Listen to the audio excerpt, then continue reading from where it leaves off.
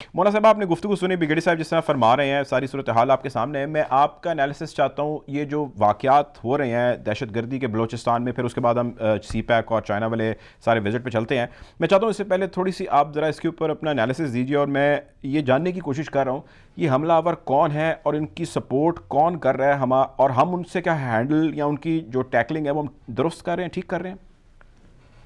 देखिए, दो पॉसिबिलिटीज हैं। एक तो जो इनिशियल रिपोर्ट्स थी वो तो यही सजेस्ट कर रही थी कि बीएलए ने रिस्पॉन्सिबिलिटीज की क्लेम की है।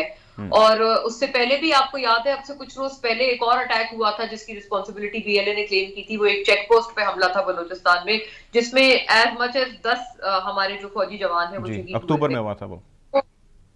No, I mean some days ago, अभी अच्छा, कुछ रोज ठीक है, ठीक है, नोश की। हुआ था। जी हाँ, बिल्कुल, केच वाला। केच वाला, ठीक है, एग्जैक्टली वो हमला था जिसमें हमारे 10 जवान शहीद हुए थे, ठीक तो वो ठीक। उसकी जिम्मेदारी बीएलए ने उठाई।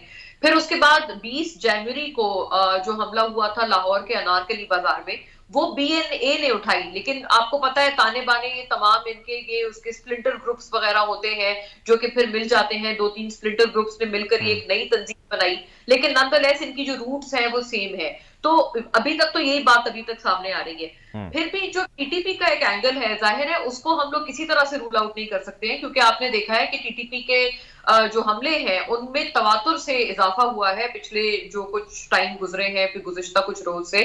और खास तौर पे ये तब हुआ है कि जब वो जो सीज फायर हमने उनके साथ किया था, जब यकतरफा तौर पर टीटीपी ने उसको खत्म कर दिया, तोड़ दिया, और उसके बाद से वो जिस तरह से हमले कर रहे हैं, खास तौर पर बलोचिस्तान को उन्होंने टारगेट किया हुआ है और हम्म। मेट्रोपॉलिटन को भी हमारे निशाना बनाया हुआ है। ये तमाम चीजें हम देख रहे हैं। अच्छा, मैं थोड़ा सा सिंप्लीफाई करना चाहती हूँ। अभी जो आप ब्रिगेडियर साहब से एक स्ट्रिंग ऑफ क्वेश्चंस आपने पूछा, तो हम्म। सिंप्लीफाई सिर्फ मैं ये करना चाहती हूँ कि एक ऑब्वियस सी बात है, लैंड बॉर्डर जो बलूचिस्तान शेयर करता है, ईरान से करता है और अफगानिस्तान से करता है। हम्म। तो इतनी बात तो तय है कि अगर कुछ स्लीपर सेल्स मौजूद हैं, तो वो अफगानिस्तान में भी मौजूद है और वो डेफिनेटली ईरान में भी मौजूद है। कुलभूषण यादव वाला जो एपिसोड है, हम उसको रूल आउट नहीं कर सकते हैं।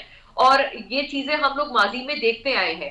ये दोनों स्लीपर सेल्स मौजूद हैं। अभी आईएसपीआर ने जो उनकी फॉर्मल जो उनकी तरफ से एक बयान आया है, उसमें ये कहा गया है कि अफगानिस्तान और इंडिया में हैंडलर्स हैं, ये जो कल वाले धमाके हैं उसके।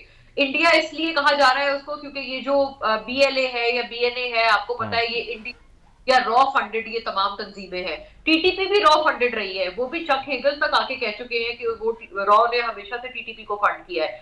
अब हमारी स्ट्रेटेजी की जो बात है वो मल्टी प्रोंग्ड होनी चाहिए। एक तरफ तो ये बलोचिस्तान के जो ये अलीहदगी के पसंद जो तंजीमें हैं, जो कि फिर अब जाकर टेररिस्ट ऑर्गेनाइजेशंस बन गई हैं, एक तो इनकी तरफ हमारी एक स्ट्रेटेजी होनी चाहिए। हम्म। दूसरी स्ट्रेटेजी हमारी टीटीपी स्पेसिफिक होनी चाहिए। दोनों पे बहुत सारे फ्लॉज हैं और बहुत सारी बेहतरी की गुंजाइश है। खास तौर पर टीटीपी स्पेसिफिक अगर हम बात करें, नेशनल सिक्योरिटी पॉलिसी अब हमने तरतीब दे दी है, जो हम्म। कि पहली दफा अभी डॉक्यूमेंटेड फॉर्म में है।